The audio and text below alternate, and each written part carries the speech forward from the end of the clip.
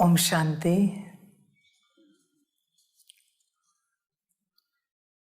मुरली का सार है मीठे बच्चे, तुम्हें अभी ज्ञान का तीसरा नेत्र मिला है। तुम जानते हो हर 5000 वर्ष बाद भोलानाथ बाप द्वारा हम यह ज्ञान सुनकर मनुष्य से देवता बनते हैं। मीठे बच्चे, तुम्हें अभी ज्ञान का तीसरा नेत्र मिला है। बच्चे चेक करना, यह तीसरा नेत्र जिन्हें मिला है वह आत्मिक स्थिति में होंगे। उन्हें पता है वो कौन है। ऐसे नहीं कि तुम बहुत सालों से ज्ञान में चल रहे हो, इसका अर्थ है तुम्हें तीसरा नेत्र मिला है। नहीं बच्चे,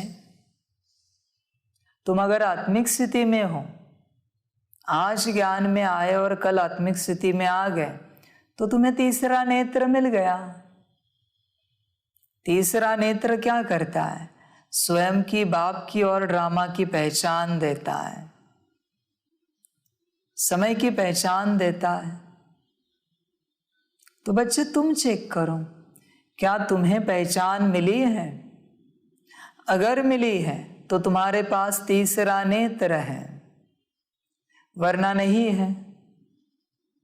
तुम जानते हो हर 5000 वर्ष बाद भोलानाथ बाप द्वारा हम यह ज्ञान सुनकर मनुष्य से देवता बनते हैं। बच्चे, यह ज्ञान सुनकर ही तुम मनुष्य से देवता बनोगे।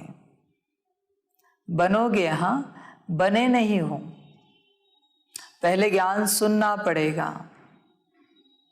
ज्ञान सुनोगे तो धारणा होगी,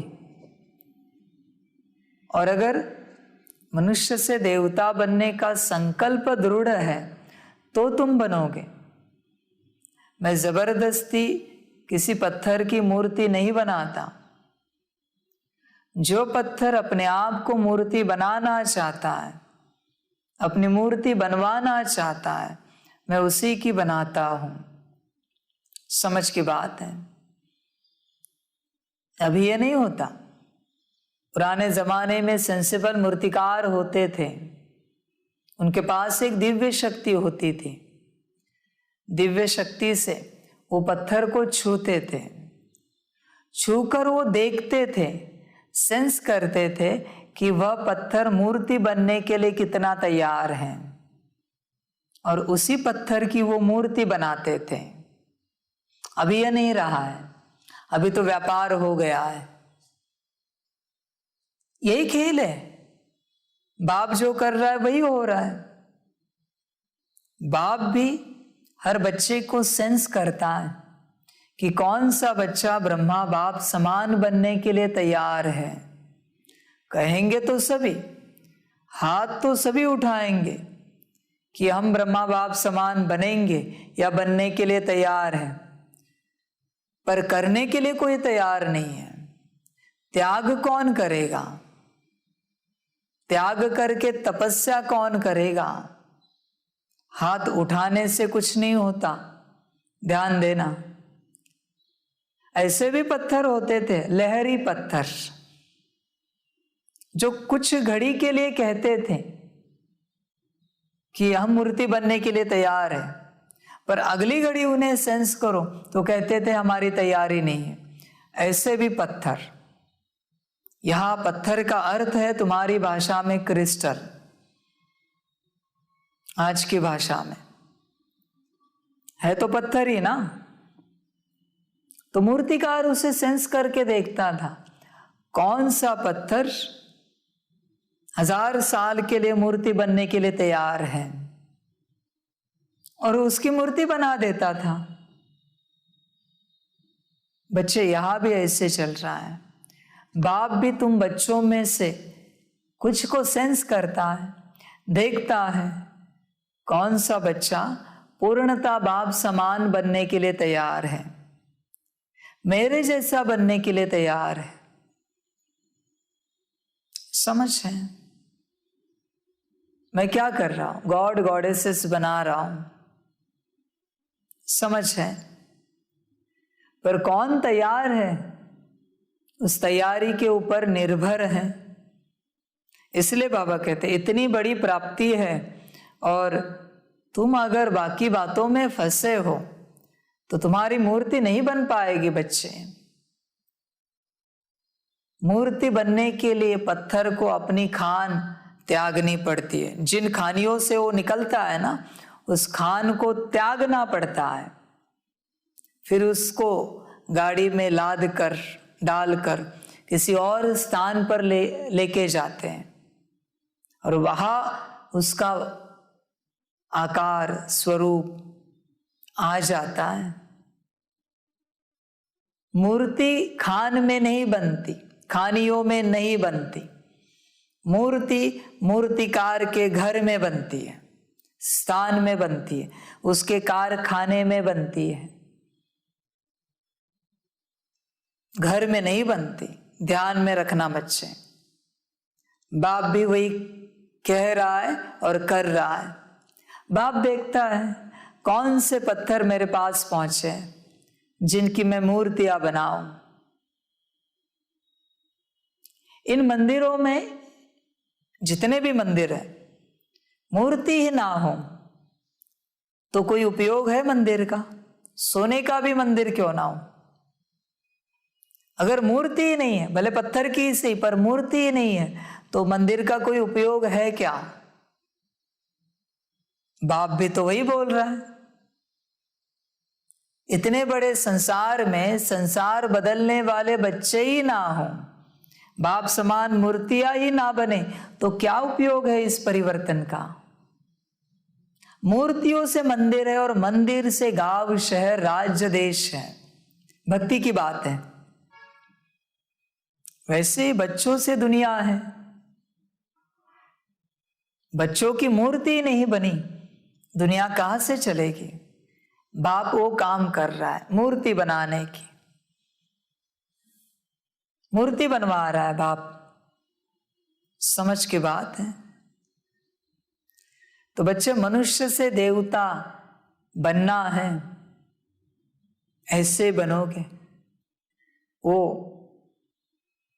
भूभू करती है ना भ्रमरी, ऐसे नहीं होता। मक्खी को 2 मिनट भूभू किया, मक्खी कहे मैं जरा बाहर जाके आती हूं, वापिस आधे 1 घंटे के बाद मक्खी आई, वापिस भूभू किया। ऐसे भ्रमरी नहीं बनेगी। भ्रमरी को मक्खी को कैद करना पड़ता है और मक्खी को कैद होना पड़ता है। इस बात को ध्यान में रखना, ये आज तक आपको भी पता नहीं होगा। भ्रमरी हिंसा नहीं करती कभी। उसी मक्खी को अपने घर के अंदर लेके जाती है जो मक्खी भ्रमरी बनने के लिए राजी है।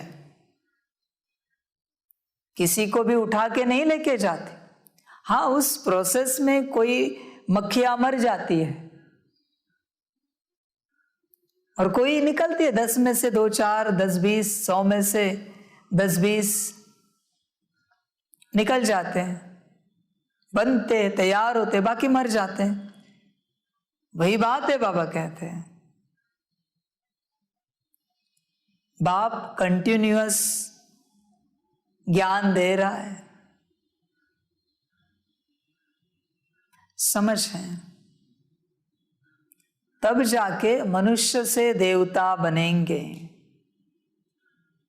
ज्ञान को सुनकर, थोड़ा थोड़ा नहीं बच्चे, थोड़ा थोड़ा सुनकर कैसे बनोगे? पॉसिबल नहीं है।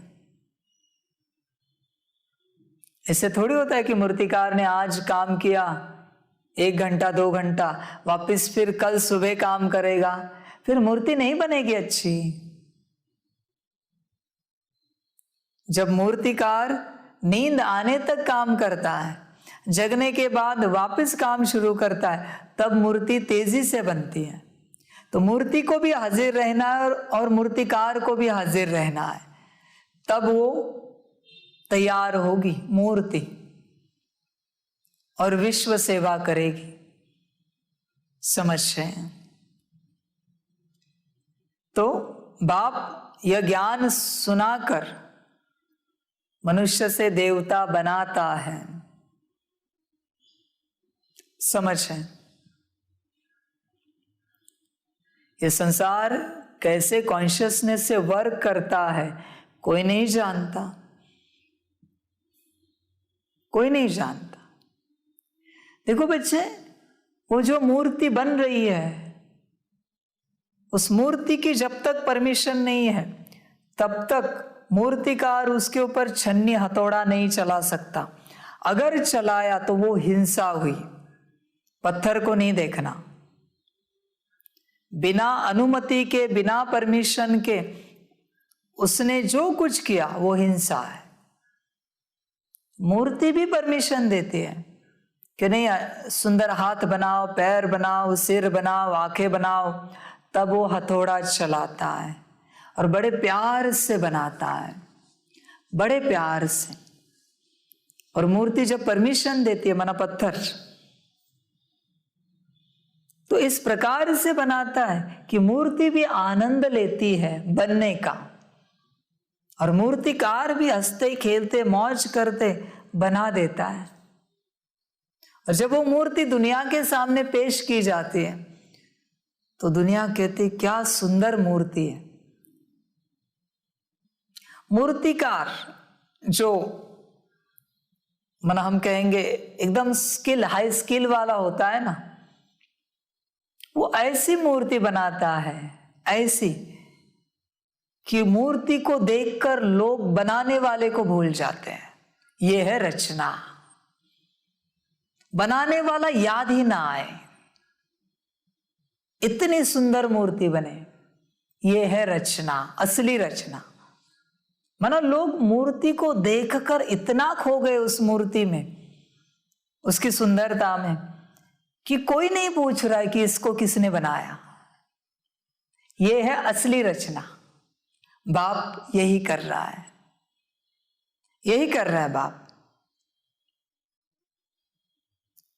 जो बच्चे तैयार होंगे, मूर्तियां जो बनेंगी, उन्हें देखकर दुनिया ईश्वर को भी भूल जाएगी, भूल जाएगी दुनिया। ऐसी मूर्ति बना रहा है बाप। और उसके लिए पत्थर को बैठना पड़ेगा, लगातार हिल नहीं सकता पत्थर। जरा हिला गड़बड़ हो जाएगी, जरा मनमत परमत पर चला गड़बड़ हो जाएगी।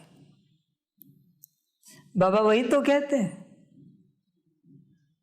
बाप ने लक्ष्मी नारायण राधा कृष्ण ऐसे बनाए कि दुनिया बाप को भूल गई, उन्हीं को याद कर रही है। और सत्य स्वरूप तो पता ही नहीं बाप का किसी को। ये कलाकारी है, इसे कलाकारी कहा जाता है। ऐसी कलाकारी होनी चाहिए, और बाप वह कर रहा है, बनाएगा ऐसी मूर्तियां दुनिया के सामने पेश करेगा बाप। उन्हीं से दुनिया बदलेगी। समझ की बात।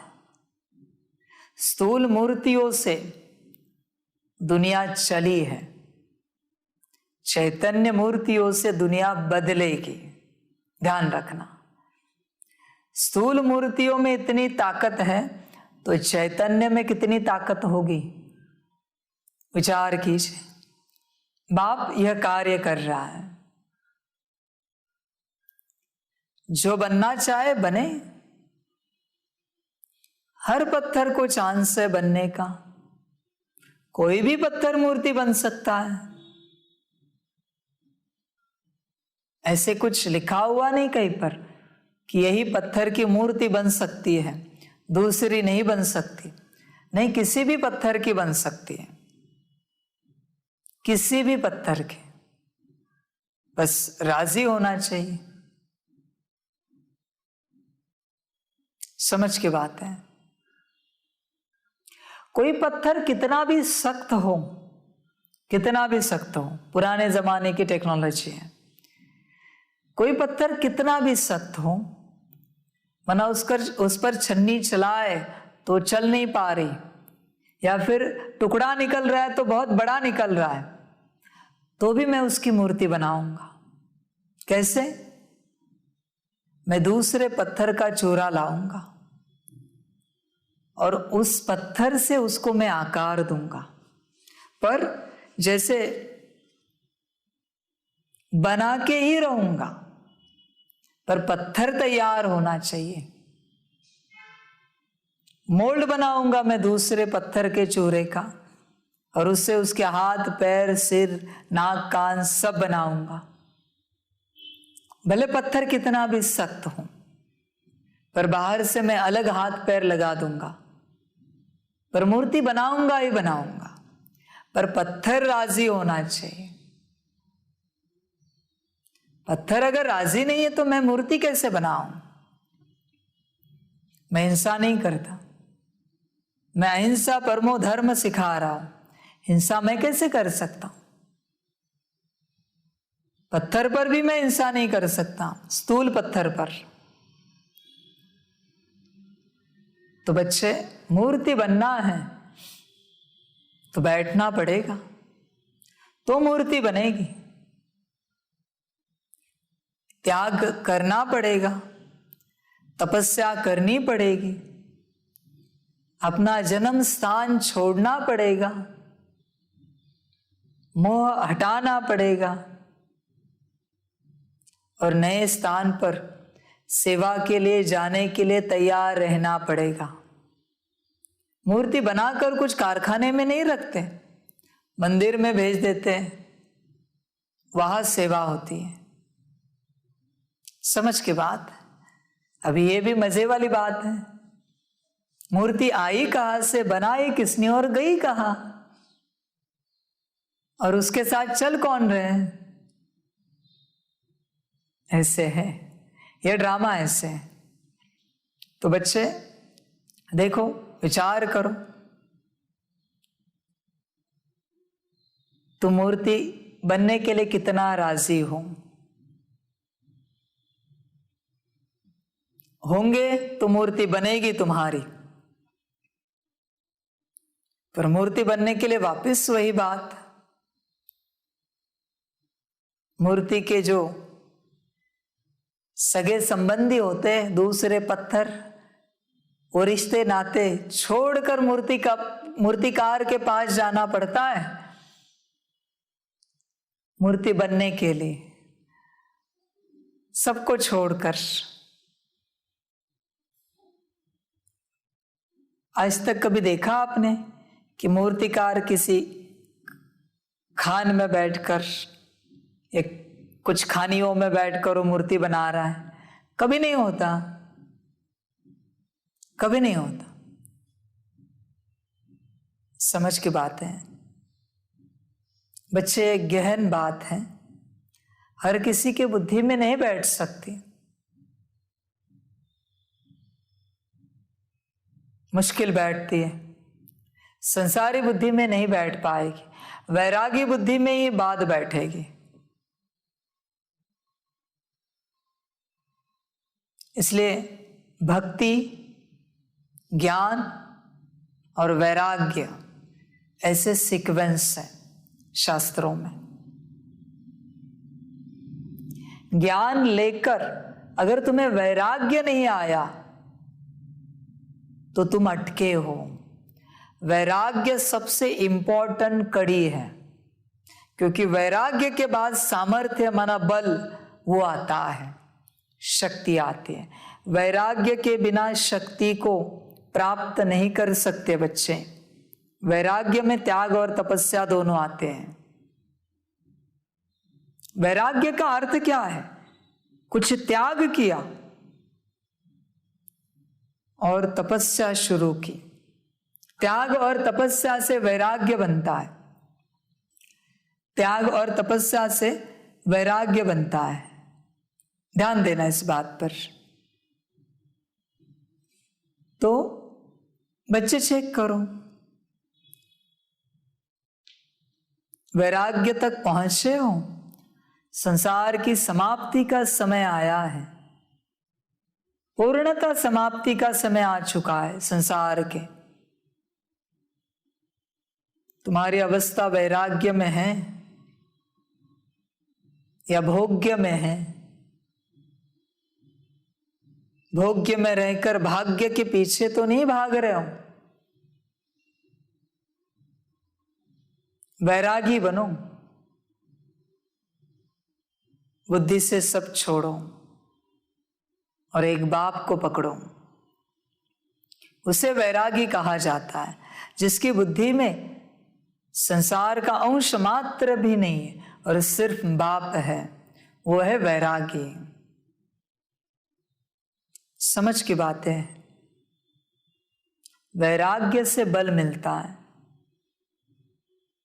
तो मूर्ति बनना है तो गुण धारण करना पड़ेगा। देखो बच्चे, चेक करो। और सीमित समय तक मूर्तिकार यहां प्रेजेंट है। उसके बाद मूर्तिकार का पाठ भी पूरा होगा। जितनी मूर्तियां बनेगी उनको विश्व सेवा अर्थ भेजा जाएगा। मूर्ति बनाना पूरा हो गया, अभी सेवा शुरू हो गई, विश्व सेवा। समझ है बच्चे? देखो, विचार करो। भाग्य में होगा तो बनो। भाग्य में सबके है, सिर्फ सबको समझ में नहीं आता, सबके भाग्य में है। अगर तुम माया में हो तो तुम्हें भाग्य समझ में नहीं आएगा। संसार की माया, समझ की बात है। शंभो तेरी माया, ऐसे संसार की माया। भक्ति में गाते हैं ना ये बात। बच्चे ध्यान देना, माया से जरा विरक्ति लेना, विभक्ति लेना।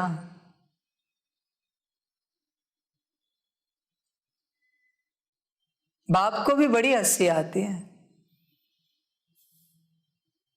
मैं भी देखना चाहता हूं तुम्हें कि इतनी घनघोर कड़ी माया जो है,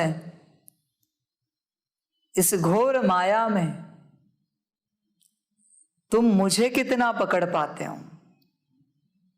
ये माया परीक्षा के लिए, द्वापर युग में नहीं है ये, कलयुग के आदि में भी नहीं, अंत में भी है। अंत में है जब माया है,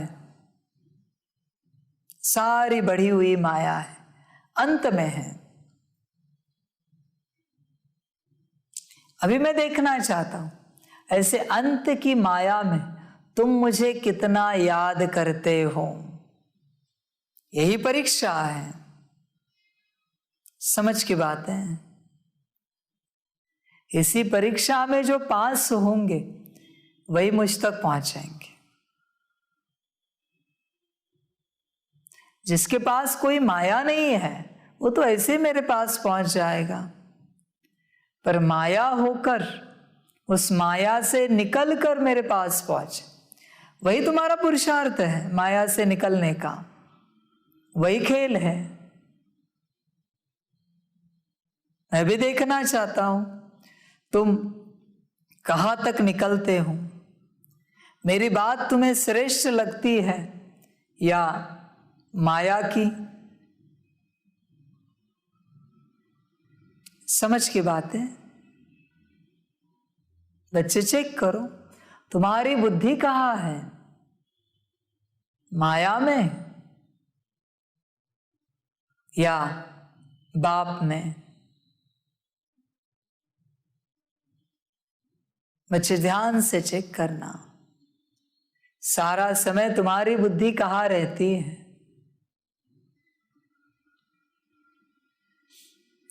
इन्हीं में से कोटों में कोई और कोई में भी कोई निकलेंगे जिनकी बुद्धि मेरे पास से है, जिनकी बुद्धि बाप में अटकी है।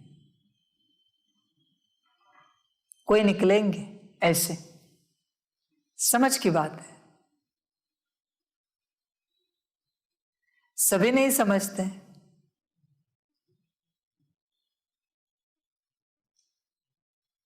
बच्चे बुद्धि को चेक करना।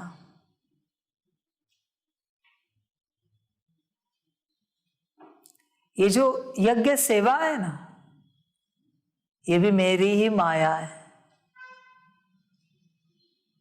उसमें मैं देखना चाहता हूं कि तुम सेवा में अटके हो या बाप में। इसलिए बाप ने टाइटल दिया ना, वायरस है, सेवा वायरस है। तुम्हारी बुद्धि बाप में है या माया में है? बाप छोड़कर सब माया है। ज्ञान भी माया है, ध्यान में रखना। ज्ञान भी माया है और ध्यान भी माया है। सिर्फ बाप की याद, बाप इससे बाहर है। सब कुछ माया है। इसलिए बच्चे तुम चेक करो, तुम्हारी बुद्धि कहाँ है? बाप में है या ज्ञान ध्यान में है? बहुत लोग ध्यान करते हैं, क्यों पता है? क्योंकि उन्हें ध्यान में बड़ा अच्छा लगता है। माना बुद्धि बाप में नहीं है, बुद्धि अच्छाई में है। ध्यान में अच्छा लगता है इसलिए ध्यान करते हैं, परमात्मा को याद नहीं कर रहे। माया है, सब कुछ माया है। देखो, संसार तो बाबा कहते छोड़ ही दो, उसकी तो बात करने जैसी बात ही नहीं है। घर परिवार, संसार, रिश्तेदार, बात से बाहर है। जरा ऊंची बातें करते हैं, निचली बातों में मजा नहीं है। वो तो परम माया है, उसकी क्या चर्चा करें। तो बाप छोड़कर सब कुछ माया है। देखो बच्चे, बुद्धि को चेक करो, तुम्हारी बुद्धि कहाँ है? माया में, काया में, छाया में, कहां पर है? बस अगर बाप में है तो तुम माया से बाहर हो। माया तुम्हारी सेवाधारी है। अगर बुद्धि बाप में है तो, पर अगर बुद्धि बाप में नहीं है तो माया तुम्हारी दुश्मन है, गिराएगी। समझ है? बाप सेवा देके भी देखता है तुम सेवा को कितना पकड़ के रखते हो। मेरी सेवा, मेरा डिपार्टमेंट, मेरा कार्य। फंस गए माया में, हंसना बंद हो गया। संभालो बच्चे, चेक करना बाप छोड़कर बुद्धि में क्या क्या है।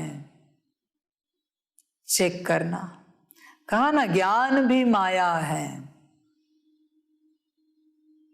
माया किसे कहा जाता है पता है आप बच्चों को? जो बदलती रहती है या बदलता रहता है, जो विनाशी है, वो माया है। ये ज्ञान काम आएगा सतयुग में?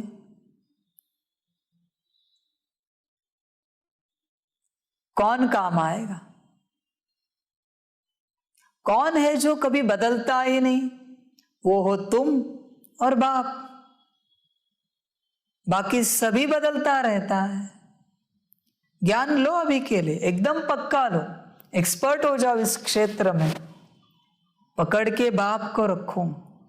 ज्ञान कितना भी सुनो तुम, दिन रात सुनो, करना तो योग ही है ना। करना तो बाप को याद ही है ना। या ज्ञान से उन्नति होगी तुम्हारी बिना याद के? हो सकती है तो बताओ। समझ की बात है। इसलिए बच्चे अपनी बुद्धि को चेक करना, बुद्धि माया में है या बाप में है। तो मनुष्य से देवता बनना है तो बुद्धि को बाप में लगाओ, माया से बाहर निकलो। समझ है। असली मजा तो तभी है ना जब कुछ थ्रिलिंग हो। ये माया भी आई है, बाप भी आया है, बच्चे भी हाजिर है, अभी मजा है। देखते हैं कौन करता है, ये खेल कौन जीतता है, देखते हैं। समझ की बात है। देखो बच्चे, समझदार बनो और अपनी भविष्य बनाओ, प्रारब्ध बनाओ। प्रश्न है, ज्ञान की धारणा न होने का मुख्य कारण क्या है? उत्तर है, क्या उत्तर है? बुद्धि भटकती है, एक के साथ पूरा योग नहीं है। वही बात माया की। देही अभिमानी नहीं बने हैं, इसलिए धारणा नहीं होती है। बाबा कहते बच्चे फैमिलियरिटी में नहीं आओ, एक दो के नाम रूप को मत याद करो, एक बाप दूसरा न कोई, यह पाठ पक्का कर लो। दूसरों के पिछाड़ी न पड़ो, बाप से राय लेते रहो, इससे तुम दुख से लिबरेट हो जाएंगे, धारणा भी अच्छी होगी। बच्चे बुद्धि भटकती है, एक के साथ पूरा योग नहीं है, धारणा कैसे होगी? धारणा होने के लिए समझ में तो आना चाहिए ज्ञान, और समझने के लिए बुद्धि को तो स्थिर करना चाहिए। समझ की बात है। इस रूप से देखा जाए तो योग पहली सब्जेक्ट होगी।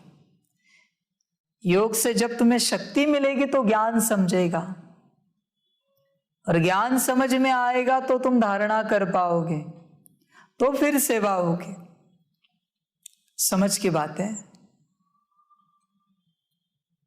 बच्चे देही अभिमानी नहीं बने हैं, जिसको धारणा करनी वो जगह पर ही नहीं है, जिसको श्रृंगार करना है वो जगह पर ही नहीं हो तो श्रृंगार किसको करेंगे? श्रृंगार तो आत्मा का है ना। तो क्या तुम सोल कॉन्शियसनेस में हो? अगर नहीं हो तो श्रृंगार कैसे होगा बच्चे? धारणा कैसे होगी? आत्मा अभिमानी अवस्था नहीं है और धारणा करने की बात कर रहे हो तुम, कैसे होगी? नहीं हो सकती। समझ की बात है। बच्चे एक दो के नाम रूप में फंस जाते हैं। एक दो मना सिर्फ व्यक्ति की बात नहीं है, हाँ, वस्तु भी इसमें आती है, पदार्थ भी इसमें आता है, आपकी चीजें, आपके स्थान, सब कुछ इसमें आ जाता है एक दो में। सिर्फ व्यक्ति की बात नहीं कहना। बहुत बच्चे हैं कहते हैं हम तो किसी में फंसे नहीं हैं। कपड़े का क्या, तुम्हारा बैच कोई और लगाए और तुम्हें कोई और बैच दे, चलेगा? तुम्हारे जूते कोई और पहने, चलेगा? तुम्हारा फोन कोई और इस्तेमाल करे, चलेगा? बच्चे ये सभी भी एक दो में आता है। ध्यान देना, बहुत चीजें हैं जो एक दो में आती है। इसकी एक फैमिली बनी है, परिवार बना है। हर व्यक्ति का अपना पर्सनल एक परिवार होता है, हाँ, उसकी अपनी जितनी पर्सनल चीजें, वस्तुएं है ना, वो सब उसका पर्सनल परिवार है। उसके बिना उसे रहा नहीं जाता।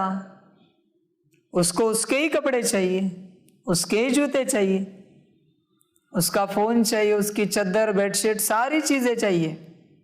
उसके बिना उसे रहा नहीं जाता। ओढ़ने की चीज भी उसकी अपनी चाहिए, और अपनी चीजों को कोई हाथ लगाए सहन नहीं होता। फैमिली बना के रखी है, ये मेरा, ये मेरा, ये मेरा, अभी मरा। समझ की बात है, परिवार बना के रखा है। कहते हम किसी के भी नाम रूप में नहीं फंसे। वस्तुओं का क्या, उसको उसी के बेडरूम में सोना है। कभी कहा हॉल में सो जाओ, नहीं सोएंगे। उसको उसके हिसाब से ही चाहिए। ये फैमिली बनाई है, शैतानियत की फैमिली। मुबारक हो। और तो और कोई हाथ लगाए देखे तो भी पसंद नहीं है। उसकी थाली में कोई भोजन करे पसंद नहीं उसे, उसका चम्मच कोई इस्तेमाल करे पसंद नहीं है। बच्चे तुम सिर्फ स्थूल मत देखो, सूक्ष्म बहुत है। ये हुई पर्सनल, बाहरी व्यक्तियों को छोड़कर उसकी फैमिली। फिर अंदर एक फैमिली है, उसको चाय ऐसी ही लगती है, भोजन वैसे ही लगता है, फिक्स है बिलीफ सिस्टम, ऐसे ही चाहिए। इतने बजे ही उठना है, इतने बजे ही सोना है। ये मेरी मान्यता जो है ना तुम्हारी मन बुद्धि संस्कार में, ये सब तुम्हारी फैमिली है, तुम्हारे साथ ही चलती है। बच्चे तुम कहाँ भी जाओ, तुम्हारे साथ ही ये परिवार चलता रहता है। या तुम हिल स्टेशन पे जाओ या हिमालय पे जाओ, जब तक ये परिवार नहीं छोड़ते ना बिलीफ सिस्टम का, तब तक तुम सुख नहीं भोग पाओगे। या किसी समंदर में जाओ घूमने के लिए, फैमिली को तो लेके ही जाते हो। तुम दूसरों से तंग नहीं हो रहे हो, तुम अपनी अंदर की फैमिली से ही तंग हो रहे हो। ये तुम्हारी समस्या है, ध्यान देना। समझ की बात है, समझदार ही समझते। बाहर तो फैमिली कट कर दी तुमने, अभी तुम्हारे चीजों वस्तुओं का क्या। और वो भी हुआ तो फिर तुम्हारी बिलीफ सिस्टम का क्या, वो बताओ। है कोई उत्तर? बच्चे बहुत परिवार बना के रखे हैं, तुम फंसे हुए हो इन सब में। ध्यान देना, तुम्हारी जो अपनी मान्यता है वो जब तक नहीं छूटती और तुम बाबा के ज्ञान को जब तक धारण नहीं करते, नहीं अपनाते, तब तक तुम बाबा के परिवार के नहीं बनोगे। तुम अपनी मान्यताओं के साथ बाबा के परिवार का हिस्सा बनना चाहते हो, नहीं बन सकते तुम। ज्यादा से ज्यादा स्थूल रूप में, शरीर के रूप में तुम एंटर हो जाओगे समर्पण करके, पर अंदर का क्या, समझ की बात है। इसलिए समझ कर चलो। देखो बच्चे, चेक करो अपने परिवार को, कितना सूक्ष्म परिवार है तुम्हारा। तुमने जो फिक्स करके रखा है ना अपने जीवन में, इसके बिना नहीं चलता, उसके बिना नहीं जमता, ये सब तुम्हारा परिवार है, सब तुम्हारा परिवार है और कुछ भी नहीं। बच्चे किसी दिन कपड़े ही नहीं, तुम्हें किसी और के कपड़े दिए पहनोगे? पहन सकते हो? कहोगे कि नहीं चलेंगे, दूसरे के कपड़े कैसे पहने? बुद्धि अटकी हुई है ना अपनी वस्तुओं में, अपनी चीजों में। अच्छे खासे धोखे दिए। बाप कभी कभी परीक्षा लेता है, धोखे भी नहीं देता, नए लाके दे दिया और कहा कि फलाने के कपड़े पहन लो। पहन सकते हो? कहोगे अरे दूसरे के कपड़े कैसे पहने, बस नापास हो गए। बाप कभी ऐसी बात आने नहीं देगा कि दूसरे के कपड़े पहने, पर बाप बिलीफ सिस्टम को तुम्हें चेक करवा रहा है। चेक करो अपनी बुद्धि को, कहाँ कहाँ तुम्हारी बुद्धि फंसी है, वो सब तुम्हारी फैमिली है। जब तक तुम सारी फैमिलीज को नहीं छोड़ते, तब तक तुम ईश्वरीय परिवार का हिस्सा नहीं बन पाओगे। ध्यान में रखना,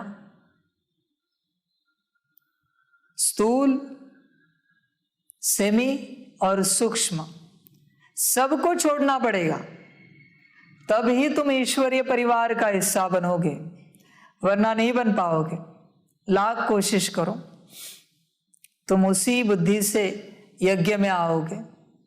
कचरे वाली समझ की बात है, समझदार ही समझते हैं। बच्चे चेक करना अपनी बातों को, तुम्हारी बुद्धि कहाँ है, कितना बड़ा परिवार बना के रखा है। बच्चे तुमने बनाया है, किसी और ने नहीं बनाया है, तुम ही जिम्मेवार हो। जिसने स्थापना की है उसी को विनाश करना पड़ता है।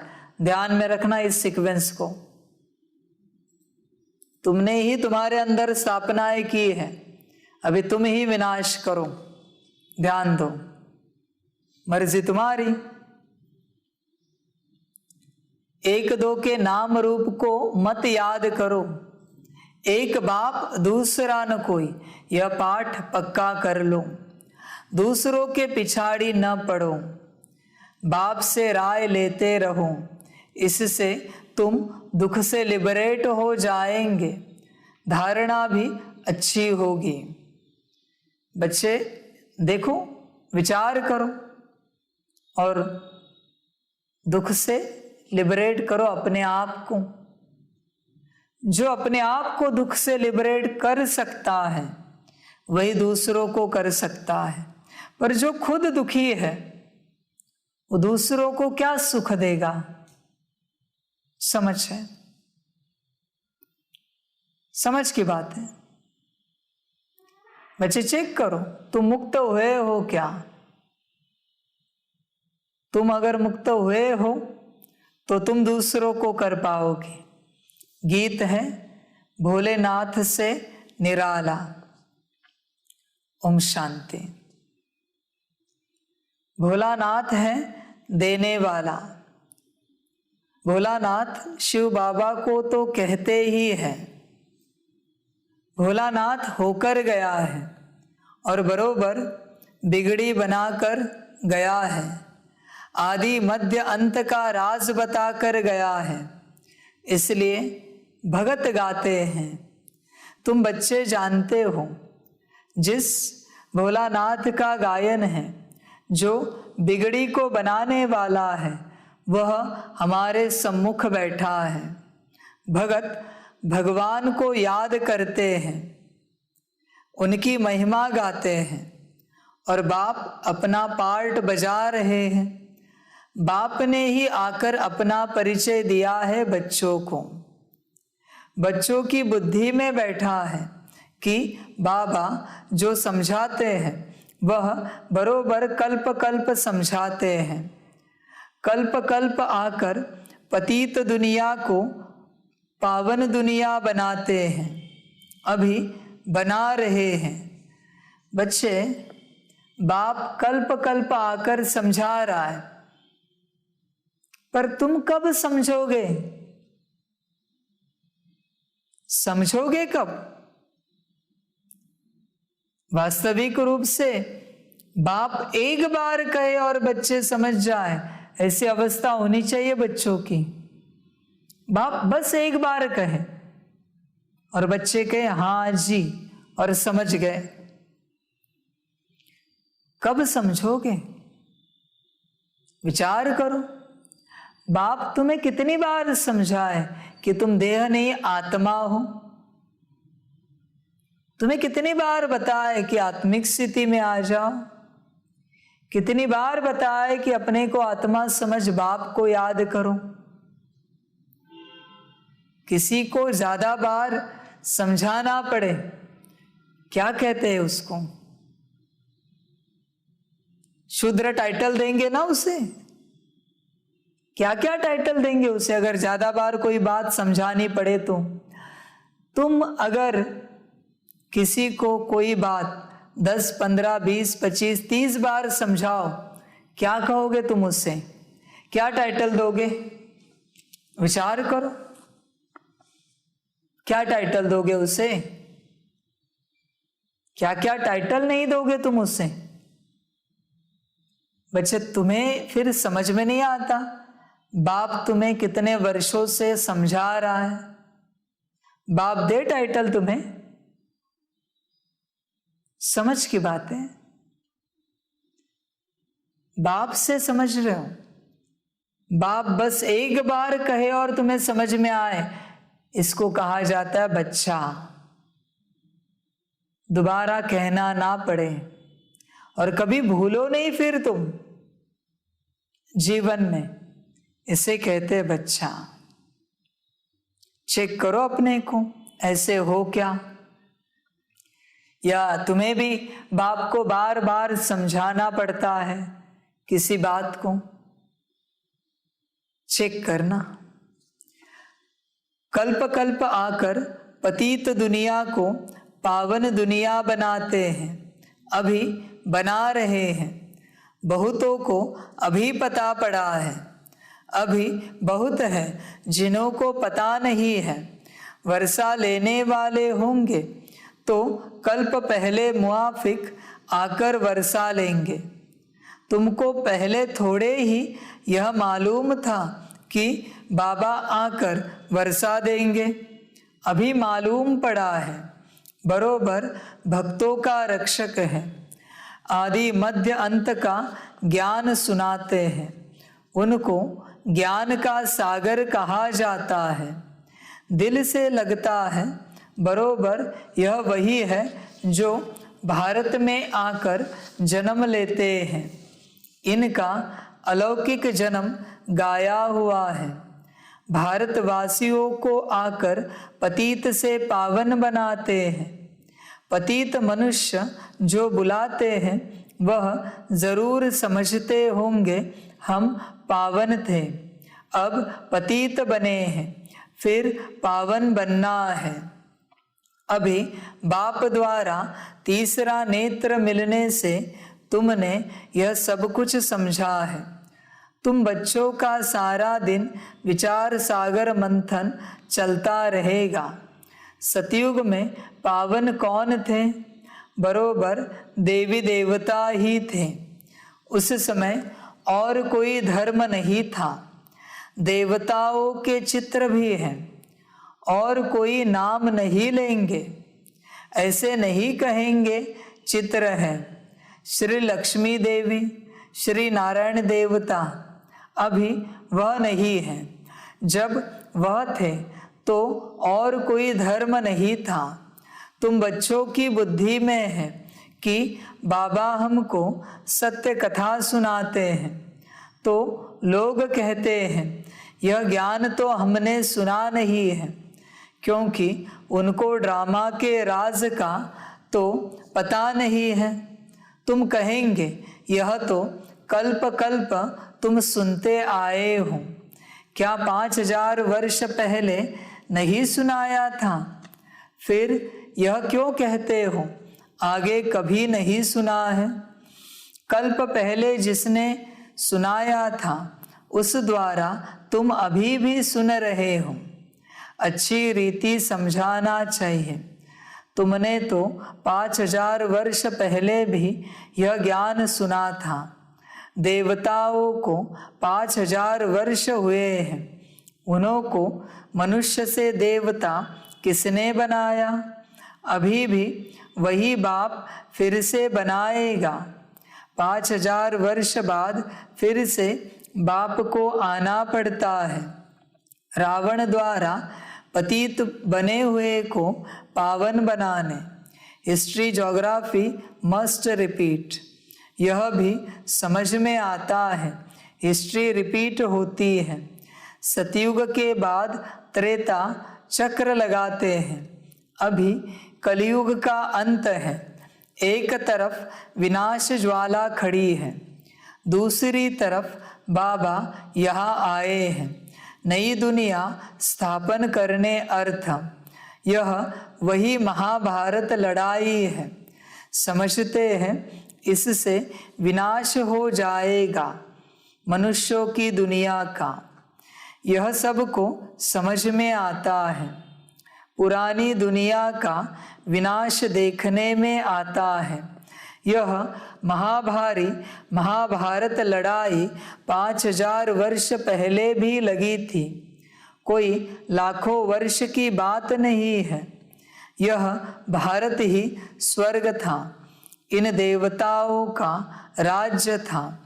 यह सतयुग के मालिक थे। चित्रों पर भी अच्छी रीति समझाना पड़ता है।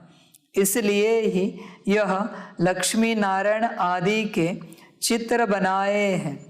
यूं लक्ष्मी नारायण के चित्र तो भारत में ढेर हैं, फिर हम बनाते हैं क्यों? हम अर्थ सहित बनाते हैं। इनमें पूरा ज्ञान है। मनुष्य तो मूंझे हुए हैं, इसलिए समझाया जाता है सतयुग में इन्हों का राज्य था। बहुत थोड़े मनुष्य थे जो होकर गए हैं, वही फिर पुनर्जन्म ले पावन से पतित बनेंगे। यह दुनिया ही तमो प्रधान है, फिर पावन बनना है। समझानी तो बहुत सहज है। बाप कहते हैं मैं तुमको 5000 वर्ष पहले की कहानी सुनाता हूँ। Long long ago. बच्चे, बाप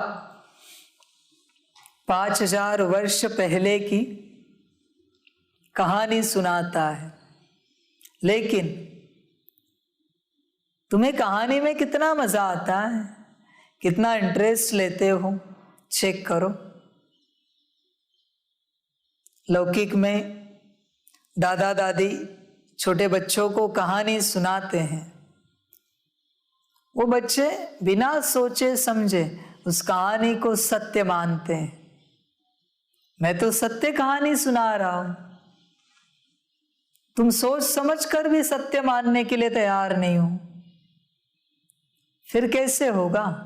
क्या करेंगे? बच्चे ध्यान दो इस बात पर। बाप पर निश्चय कितना है, समझ है? बच्चे चेक करो, बाप पर निश्चय कितना है।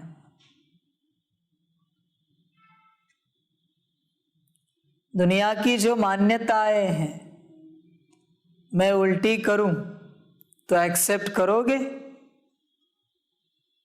कर सकते हो? निश्चय की परीक्षा है। या फिर दुनिया की मान्यताएं तुम मेरे सामने रखोगे, बाबा पर ये तो हमने ऐसे सुना था। किसने सुनाया तुम्हें? उसे किसने सुनाया? कहां से आया यह सब? है कोई ज्ञान? चेक करो। बाप सत्य कहानी बताता है और बच्चे विश्वास नहीं करते, अपनी मान्यताओं के अनुसार ही चलते हैं। बच्चे अपनी बात के अनुसार ही चलते हैं। समझ की बात है। चेक करो बच्चे, बाप पर निश्चय कितना है। तुम्हारी कोई बड़ी पढ़ाई है, साइंस की, विज्ञान की, और तुम बाप के सामने विज्ञान समझा रहे हो किसी को, और बाप कहे ये ऐसे नहीं होता, ये ऐसे है, एक्सेप्ट करोगे या बाप को सिखाओगे? चेक करना। निश्चय की बात है। सारी निश्चय की बात है। तुरंत बच्चे सिखाते, बाबा ऐसे नहीं, ऐसे। हाँ हाँ बरोबर, तुम मेरे बाप हो ना, बरोबर बताया तुमने। इसलिए दुनिया का सारा कचरा तुमने अपनी बुद्धि में भर के रखा है। ध्यान से चेक करना, सारा कचरा है तुम्हारी बुद्धि के अंदर। उसे मिटाओ, उसे समाप्त करो, ध्यान दो। और बाप जो सुनाता है, देखो बाप जो सुनाता है वो सब नया है, उसके कारण तुम इसे अनुभव नहीं कर सकते, क्योंकि ये बाप की रचना है। सब कुछ जो तुम्हें पता भी नहीं है, तुम पहली बार सुन रहे हो। समझ है?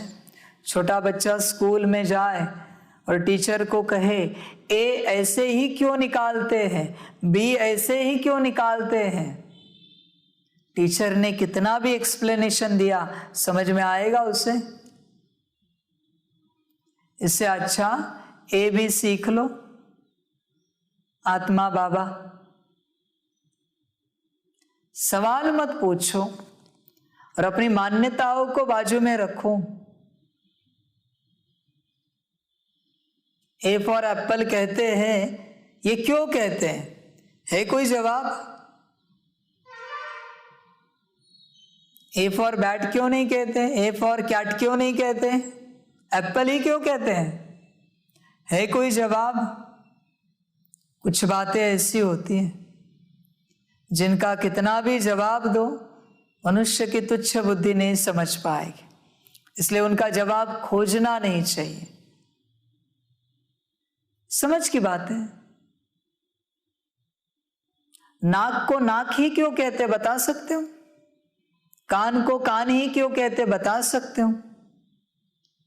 तुम ज्यादा बातें सिखाओ नहीं कि सुनने वाले यंत्र को कान कहा जाता है, नाक क्यों नहीं कहते? सूंघने वाले यंत्र को नाक कहा जाता है, कान क्यों नहीं कहते? कहां से आई शब्द रचना, बता सकते हो? आम को आम ही क्यों कहते हैं? सेब को सेब ही क्यों कहते हैं? समझ की बात है। और ये उत्तर खोज के मिलेगा भी क्या तुम्हें? क्या मिलेगा? कुछ भी तो नहीं। तो बच्चे चेक करो, बाप जो सुनाता है उस बात पर, उन बातों पर और बाप पर कितना निश्चय है, चेक करना। बाप सत्य कहानी सुनाता है, आज नहीं तो कल उजागर हो जाएगी, सत्य तुम्हारे सामने आ जाएगा। जिसने स्वीकार किया है वो नाचेगा, और जिसने स्वीकार नहीं किया है वो पछताएगा, सोचेगा बाप बरोबर बता रहा था, हम नहीं समझ पाए। बाबा कहेगा वाह बच्चे वाह, वाह ड्रामा वाह। समझ की बात है। यह इन लक्ष्मी नारायण का राज्य था, अथवा क्राइस्ट से 3000 वर्ष पहले सतयुग था। हेवनली गॉड फादर ने हेवन स्थापन किया था। भारत को कहते भी है प्राचीन देश है। इसमें गॉड गॉडेस राज्य करते थे। गॉड कृष्ण गॉडेस राधे कहते हैं। राधे कृष्ण लक्ष्मी नारायण सतयुग में थे। फिर राम सीता त्रेता में 5000 वर्ष का हिसाब किताब क्लियर है। जब उन्हों का राज्य था तो बाकी सब आत्माएं मुक्तिधाम में थी। आत्मा तो अविनाशी है, आत्मा का कभी विनाश नहीं होता। ड्रामा भी अविनाशी है। आत्मा को 84 जन्मों का अविनाशी पार्ट मिला हुआ है। इतनी छोटी सी आत्मा में सारा पार्ट भरा हुआ है। यह कितनी वंडरफुल बात है। इसको ही कुदरत कहा जाता है। इतनी छोटी बिंदी कितना 84 जन्मों का पार्ट, 5000 वर्ष का पार्ट उसमें भरा हुआ है, वह भी अविनाशी, जो रिपीट जरूर करना है। यह बड़े ते बड़ी कुदरत है। परमात्मा भी बिंदी, आत्मा भी बिंदी, परंतु परमात्मा सुप्रीम है। आत्माएं तो सब एक जैसी नहीं है, नंबरवार है। पहले सुप्रीम शिव बाबा, फिर कहेंगे लक्ष्मी नारायण। ब्रह्मा सरस्वती को सुप्रीम नहीं कहेंगे, संपूर्ण तो लक्ष्मी नारायण है, फिर नंबरवार 1-2 के पिछाड़ी आते हैं। मुख्य गायन है देवताओं का। सबसे सुप्रीम आत्मा शिव बाबा की है, फिर सूक्ष्म वतन में ब्रह्मा, विष्णु, शंकर, फिर लक्ष्मी नारायण, राम, सीता सब नंबरवार हैं। नाटक में भी एक्टर नंबरवार होते हैं, सब एक जैसे नहीं होते हैं। कहेंगे इनकी आत्मा सुप्रीम एक्टर है, यह पाई पैसे का एक्टर है। सबसे फर्स्ट क्लास क्रिएटर, डायरेक्टर कौन है? करण करावनहार एक ही परमपिता परमात्मा है। अब तुमको सारे ड्रामा का पता पड़ा है। यह है बेहद का ड्रामा। नटशेल में तुमको बताया जाता है। झाड़ का यह देवी देवता धर्म है फाउंडेशन, फिर उनसे टालिया इस्लामी, बौद्धि, क्रिश्चियन निकले हैं। यह फ्लावर वॉज होगा। झाड़ शोभता है ना, बाकी एक एक धर्म के पत्ते बैठ गिनती करो तो कितने होंगे? इस्लामी, बौद्धि सबके मठ पंथ गिने जाते हैं। शिव भोलानाथ यह ज्ञान सुनाते हैं। बाकी कोई डमरू आदि बजाने की बात नहीं है। शास्त्रों में जो आया सो लिख दिया है। वास्तव में है ज्ञान डमरू। इनको शंख ध्वनि भी कहा जाता है। शंख ध्वनि मुख से की जाती है। यह है ज्ञान की मुरली। ड्रामा के आदि मध्य अंत का राज बैठ सुनाते हैं। आत्मा बिंदी मिसल है, जिसमें सारा पार्ट नूंधा हुआ है। वह क्रिएटर है, वो एक्ट भी करते हैं। अच्छा पार्ट वह लेते हैं, नंबरवार तो होते हैं ना। यह है ही एक बाप क्रिएटर और सब पुनर्जन्म में आने वाले हैं। यह कभी पुनर्जन्म नहीं लेते हैं। इनका अलौकिक जन्म है। तुम जानते हो कैसे आकर प्रवेश किया है। दूसरी आत्माएं भी प्रवेश करती है ना। समझो किसके स्त्री की आत्मा आती है, बोल सकेगी कि मैं सुखी हूँ, बाकी उनके शरीर को भाकी नहीं पहन सकेंगे, क्योंकि शरीर तो दूसरा है ना। भावना है कि यह हमारे स्त्री की आत्मा है, इनको बुलाया गया है। ऐसे बहुतों को बुलाते हैं। अभी तमोगुणी हो गए हैं, इसलिए एक्यूरेट बताते नहीं हैं। आत्मा क्या चीज़ है, कैसे आती जाती है, यह ड्रामा में पहले से ही नूंद है। ऐसे नहीं आत्मा निकलकर यहाँ आती है, वह मर जाती है, नहीं।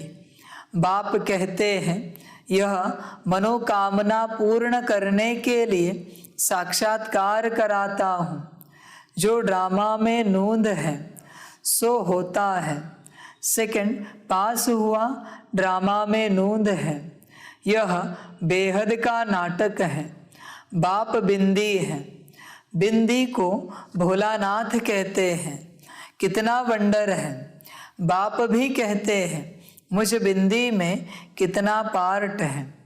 यह बातें नए कोई की बुद्धि में बैठ न सके, पुरानों से भी कितनों की समझ में नहीं आता है, तो किसको समझाने में मूंझते हैं।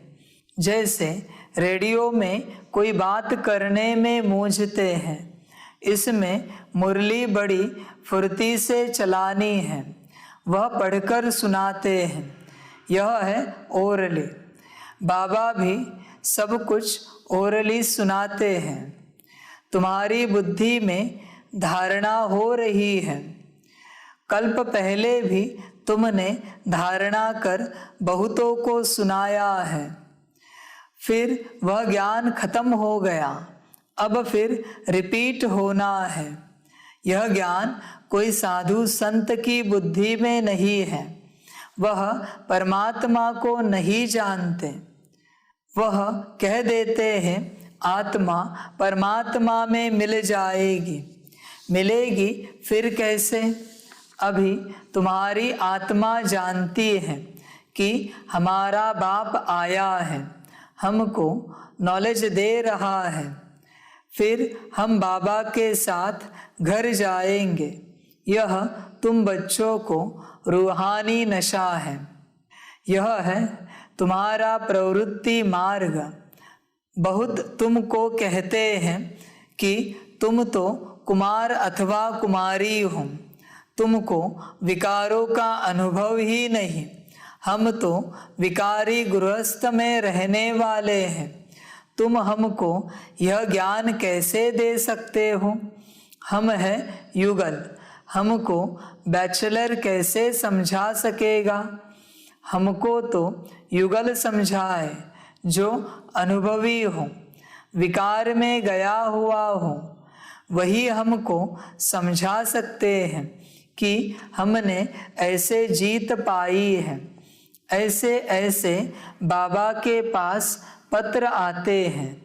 बात तो ठीक है, अब ऐसे अनुभवी से पत्र लिखाना चाहिए जिसने भले शादी की हो परंतु पवित्र हो। कोई को बाल बच्चे थे फिर पवित्र बने हैं, ऐसे ऐसे हमको समझाए। ज्ञान तो बहुत अच्छा है परंतु कोई तीखा समझाने वाला नहीं है तो मैं मूंझ जाता हूँ। बहुत बातें सामने आती हैं तो अनुभवी समझाने वाला हूँ। अब पत्रों द्वारा तो किसको इतना समझा नहीं सकते, सम्मुख आकर मिले तो बाबा भी समझाए।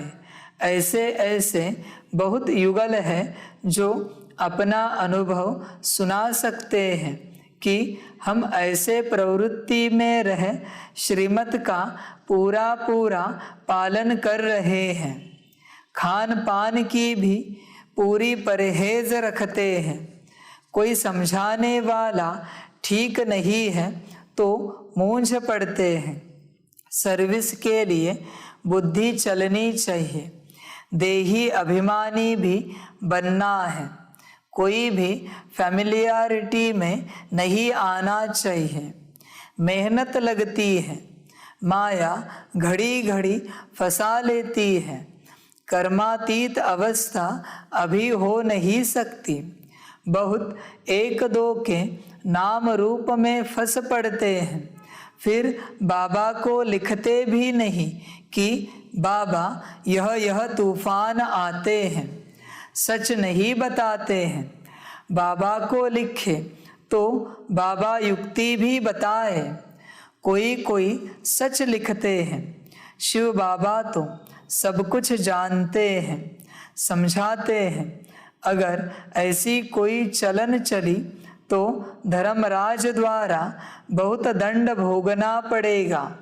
सारा दिन ख्यालात चलते रहते हैं, सेंटर पर आते हैं, कहते हैं फलानी बहुत अच्छा समझाती है, परंतु अंदर शैतानी भरी पड़ी होगी। यहाँ तो एक के साथ योग चाहिए, बाप के सिवाय दूसरा न कोई। क्यों दूसरे के पीछे पड़े, धारणा नहीं होती है तो जरूर कहाँ बुद्धि भटकती है। फिर राय भी नहीं पूछते हैं, डरते हैं। बाप कहते हैं मामेकम याद करो, इस याद से ही तुम्हारे विकर्म विनाश होंगे, दुख से तुम लिबरेट हो जाएंगे। मुक्ति तो सब मांगते हैं, मुक्त होते हैं दुख से, फिर सुख में आएंगे। जीवन मुक्ति सबके लिए है, परंतु पहले मुक्ति में जाकर फिर जीवन मुक्ति में आना है। अच्छा, मीठे मीठे सिकिलधे बच्चों प्रति माता पिता बाप दादा का याद प्यार और गुड मॉर्निंग। रूहानी बाप की रूहानी बच्चों को नमस्ते। रूहानी बच्चों की रूहानी माता पिता बाप दादा को पदम गुना पदम की भी पदम पदम पदम गुना याद प्यार गुड मॉर्निंग और नमस्ते नमस्ते नमस्ते। अच्छा, ओम शांति। धारणा के लिए मुख्य सार है, 1 नंबर, बाप समान शंख की ध्वनि करनी है, सिर्फ पढ़ करके नहीं सुनाना है, धारणा करके फिर समझाना है। 2 नंबर, खान पान की बहुत परहेज रखनी है, श्रीमत का पालन कर प्रवृत्ति में रहते हुए कैसे पवित्र रहते हैं यह अनुभव दूसरों को सुनाना है।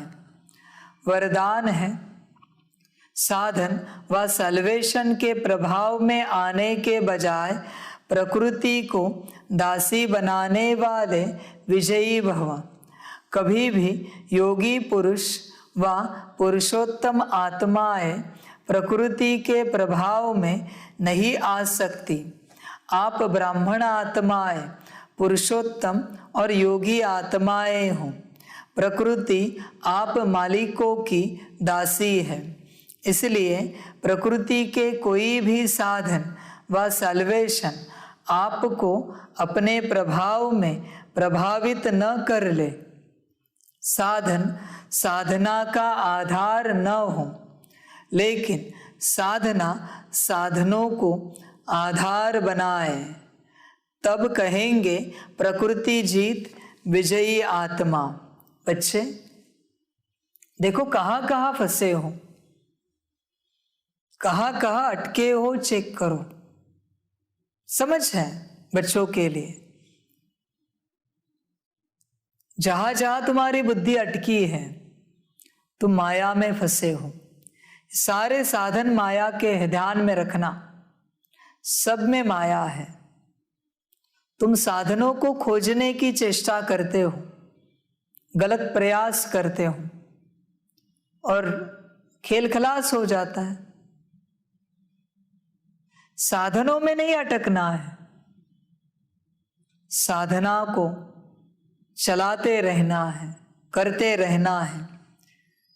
साधन संसार है, साधना राजयोग है।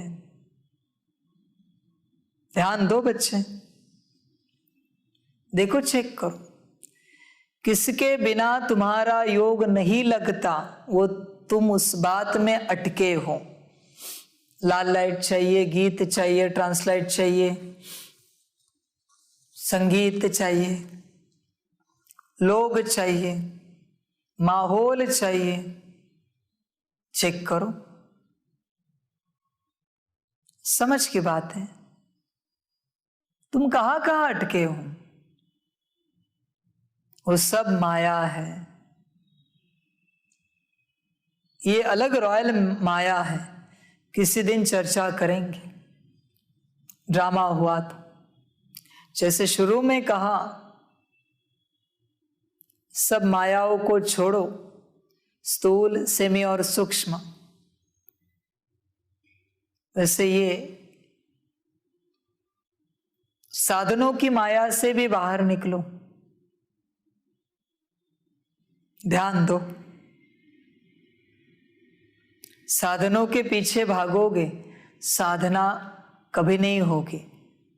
साधना करो, साधन अपने आप आएंगे जो आवश्यक है। व्यवस्था के पीछे नहीं भागो, तुम अपने आप को व्यवस्थित करो, व्यवस्था अपने आप हो जाएगी। बच्चे व्यवस्था के पीछे भागते हैं, मायावी बुद्धि है। वही 1 मिनट 2 मिनट आधा मिनट योग करते हैं, लगे व्यवस्था के पीछे, फिर व्यवस्था करके थक गए, अभी कहते योग नहीं होगा।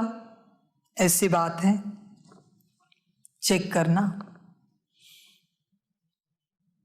स्लोगन है, एवर रेडी वह है जो हर घड़ी को अंतिम घड़ी समझकर चलते हैं। बच्चे चेक करना, एवर रेडी हो, कभी भी कुछ भी हो सकता है, कभी भी तुम्हारा शरीर छूट सकता है। तैयार हो? नहीं हो तो आज इस घड़ी इस बात को सुनना और तैयार रहना। जो समझना है समझ जाना, पर तैयार रहना। कभी भी हो सकता है, कुछ भी, कभी भी तुम्हारी अंतिम घड़ी आ सकती है। एवर रेडी रहना, ध्यान में रखना बच्चे, वचन नहीं भूलना और हल्के में भी नहीं लेना। बाप के वचन है, समझ की बात है। कभी भी तुम्हारे परिवार से कोई सदस्य शरीर छोड़ सकता है, कभी भी तुम्हारा भी शरीर छूट सकता है। एवर रेडी रहना हर बात के लिए। कभी भी तुम्हारा घर बार सब जा सकता है,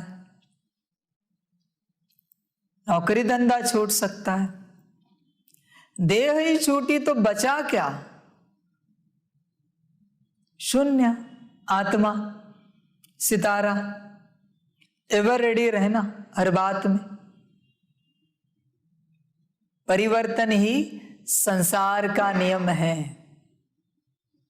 ये कभी बदलता नहीं। यह नियम, यह बात कभी रुकती नहीं परिवर्तन की। यही संसार का नियम है। कल कहीं और थे, आज कहीं और हो, कल कहीं और रहेंगे। परिवर्तन होता रहेगा।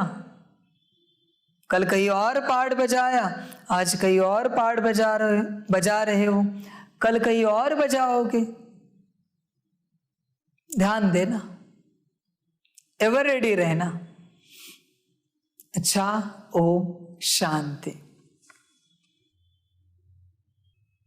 सभी बच्चों के लिए टोली स्वीकार हो।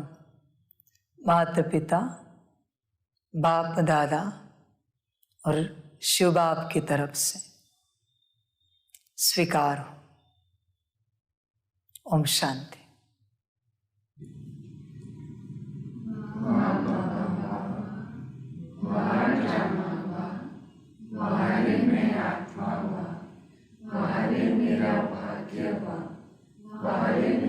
ईश्वरीय परिवार वा, वाले में स्वराज्य अधिकारी आत्मा वा। अच्छा, ओम शांति। मेरा बाबा, मीठा बाबा, प्यारा बाबा, पदम गुना पदम गुना पदम गुना। शुक्रिया बाबा, शुक्रिया बाबा, शुक्रिया बाबा। अच्छा, ओम शांति। ओम शांति।